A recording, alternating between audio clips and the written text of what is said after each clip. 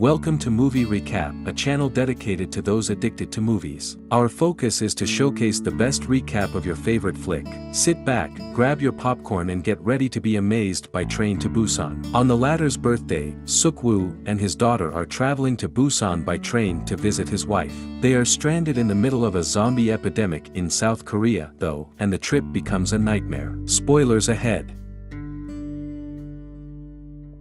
A car passes a Chinyang disinfection zone around 0:15 in the afternoon on a cloudy day in the movie. The motorist pulls to a stop next to a man wearing a protective suit and rolls down his window. As he describes the circumstances around the small leaks in a nearby biotech zone, the man takes off his mask. Irritatingly, the driver wonders if they are burying all the pigs once more. After confirming that it had nothing to do with the pigs, the driver leaves quickly. The driver hears a huge bump sounding down his vehicle as he tries to get his phone from the passenger seat as it takes off. He stops, gets annoyed, and walks off without thinking after finding out that he accidentally hit a deer. A short while later, a deer's lifeless, bleeding body emerges from the grave, its eyes going white. Syak-woo, a hardworking father, gets a call one morning from an investor who wants to sell his stake in use in biotech because of the alleged leak. Syak-woo gently convinces him not go, pointing out that the rumors might not be accurate. He invites Mr. Kim to his office later on. He instructs him to sell all of the funds connected to the leak, even though he is aware of its issues and the negative consequences of continuing. Later on that day, Syak-woo's daughter Suwon uses her phone to talk to her mother, who is curled up in a dark room with a blanket. She terminates the call quietly, feeling her father entering her room as the light comes on. Syak-woo gives Suwon his birthday gift early. In exchange for the repeated gift, Suwon opens her present blankly and disassembles it to examine her frail console, which seems to be the same as the present. When Suk-woo inquires about Suwon's wishes, she states clearly that she is eager to go to Busan the next day. Swan singing is captured on tape that Seahawk's mother places on his bed in his bedroom. While watching the video with pleasure, he loses interest as soon as he notices that his child has stopped singing. The following day, Seahawk-woo and Suwon leave for the train station early in the morning. As they travel, they are surprised by fire trucks and emergency cars racing to a burning building. A bunch of baseball players on the train are shocked when Jin-hee, the cheerleader captain for the school, shows up after some time. The baseball players make fun of her since they know she has emotions for Min Young-guk, as she sits next to her friend Min Young. Syak-woo and Suwon, meantime, board the train and look for their assigned seats. The conductor does not notice an injured woman running inside the train as it pulls off. Subsequently, he departs and observes from afar a group of individuals creating a disturbance. The entrance shuts. In the meantime, Suwon is surprised as the conductor outside the train is attacked and knocked down. After making up her mind to tell her father, Suwon discovers he is sound asleep. Not bothering to wake him awake, she leaves him. Following that, she sees Yen Sook and a terrified homeless man in the restroom being questioned by a male attendant about his refusal to leave as she is ready to urinate. He says in a whisper, "Everyone is dead," leaving the attendant bewildered. Sang-hwa, a middle-aged man, steps in to stop her from opening the bathroom door while Sung-jeong, his expectant wife, is inside. He gestures for her to use another restroom in a humble manner. Conversely, Seok-woo wakes up from a quick snooze and searches for Suwon. He becomes concerned and starts searching for his daughter after receiving a call about a woman having a seizure. After a while, the previously hurt woman is now having a seizure. An attendant, who is female, runs to her aid and signals for another attendant to help. The passengers in the car start to scream and panic as the infected begin attacking them, and they quickly escape to another train car. After a few minutes, the female attendant is weakly carrying the injured woman on her back while biting her neck. The attendant stumbles and gets infected rapidly, shocking the onlookers. Subtly noticing the situation, a male attendant quickly runs to alert other passengers in different railway compartments to leave right away. While sprinting, he wakes up one of the passengers and is suddenly bit brutally in the neck. When his daughter calls for him to approach her, Seok-woo, who has been confused and bewildered by the circumstances, finally turns to face her. They scramble quickly away from the sick passengers, and he instantly carries her. Sang-hwa is perplexed perplexed as to why individuals are rushing and yelling hysterically in another train car. Abruptly, an infected passenger attacks a screaming woman, shocking Sang-hwa and his wife as well. Sang-hwa becomes enraged and pulls the man to the bathroom where she locks him out to help the screaming woman. Seok-woo carrying Soo-won passes Sang-hwa as he delays the infected from reaching the other survivors in the second trained car. The survivors gather in one of the train cars, screaming in terror. Seok-woo is given the command by Yen-suk to shut the glass door, preventing entry by the infected as well as Sang-hwa and his spouse. Afterwards, the couple manages to burst through the glass door without getting bitten. To keep the sick from seeing them, they use water to dampen the door and apply newspaper. After a while, as he is struggling to breathe, Seok-woo's mother contacts him on his phone. Her voice suddenly shifts to that of the infected, and she bids them farewell. When the call ends, Seok-woo breaks down in tears. Subsequently, the train's conductor declares that Daejeon Station will be their last stop. The military is stationed at the station, so everyone must leave after they arrive. The station is absolutely empty when they get there. One by one, the survivors get off the train and inspect the scene. But Yen-suk rushes over to the conductor, telling him that Busan is the only safe path, and convinces him to send him there. The conductor is adamant on having everyone ride along, so that they may get moving as soon as possible. He does not want the others to know. Yen-suk gives a frustrated sigh. The sheer quantity of infected soldiers startles the passengers as they enter the station in an orderly manner. To avoid the attacks by the rabbits, they quickly retreat. When Seok-woo notices his daughter is about to be harmed, it frustrates him, but Sang-hwa and his spouse are able to save her. Seok-woo then dashes forward in response to an infected individual who unexpectedly blocks his path. Alongside the diseased person, the homeless man covers with a jack, and Seok-woo escapes as well. Unexpectedly, passengers fearfully run back to the train to depart right away, as they had not expected the military deployment. Yen-suk yells at the male attendant inside the train, telling him to tell the conductor to stop wasting time. Jin-hee urges him to hold on as her friends and other passengers are still outside, sobbing. Pushing her, Yen-suk asks that the male attendant call for the conductor. The train moves into motion. Following that, a horde of infected people follows Seok-woo and the remaining survivors who were left at the station as they dash back to the moving train. Min-young and Seok-woo board the moving train safely, but Sang-hwa fights the other infected before he can take Seok-woo's hand and board the vehicle. Instead, as they enter a train car, Sung Jeong and the other passengers accompanying her quickly hide in a lavatory since both sides of the car are full of infected people. Meanwhile, her buddy Min Young calls Jin-hee and urges him to come locate her at train car 15. As they are stranded in the restroom of train car 13 and in need of an emergency rescue, Sang-hwa contacts his wife, Soo, who responds with a scream. Sang-hwa then makes arrangements to get past 4 train cars in order to get to the other survivors before they do. In contrast, Min Young-guk joins them as his friend Jin in automobile number 15. He is well and alive. As a form of defense against the infected, they employ his baseball supplies and equipment. They launch their assault when the train moves through a pitch-black tunnel. To combat the infected, they battle with a baseball bat and fist shields. They proceed directly to the next vehicle. The baseball players in the adjacent car are infected, and Min Young-guk is terrified to assault them. While Min Young-guk watches the fight fearfully and stiffens himself to fight alongside his companions, Seok-woo and Sang-hwa engage in solo fighting. Once again, the train travels through a pitch-black tunnel, rendering the affected people blind. The 3 of them barely manage to get away as they get closer to where Sung Jeong and the others are hiding. To reduce the number of affected passengers, Seok-woo takes Sang-hwa's phone and rings it. As such, they reunite with the other survivors in the restroom and head directly to Vehicle 15. The train travels through a pitch-black tunnel while the party stealthily makes its way via the overhead luggage rack. They descend safely, but the homeless man who was with them stays willingly to buy them some time. Soon after, hundreds of infected individuals are trailing the moving train that they are hurriedly chasing. They made it aboard the train without incident, but Yen-suk is only a few minutes away from becoming fully infected aboard the train. He barely bites Seok-woo's hand as he attacks. Afterwards, Seok-woo violently hurls him from the moving train. Seok-woo rapidly imparts train operating knowledge to Sung Jeong as he approaches infection. He then says goodbye to his daughter. While Soo-won clutches onto his sleeves, they both cry. While Sung Jeong is holding Sue firmly so she doesn't pursue him, Seok Woo sobs as he exits the operating room. Subsequently, Seok Woo remembers Little Swan. As the virus spreads throughout his body and his eyes turn white, he smiles and lets himself fall off the train. When Swan and Sung Ji-young arrive at Busan Station, the film comes to an end. They proceed cautiously straight into a pitch-black tunnel while opposing forces detect them from a distance. When given the command to fire, a soldier hesitates to draw the trigger. They hear Swan suddenly start to sing passionately. When soldiers discover they are survivors, they move swiftly to join them. We really hope you enjoyed today's recap of Train to Busan. Please leave a comment below of what you loved about the movie and why. Be sure to like the video and please don't forget to support our channel by subscribing so you don't miss any amazing content. Until next time, lights, camera, action. We look forward to seeing you in our next video.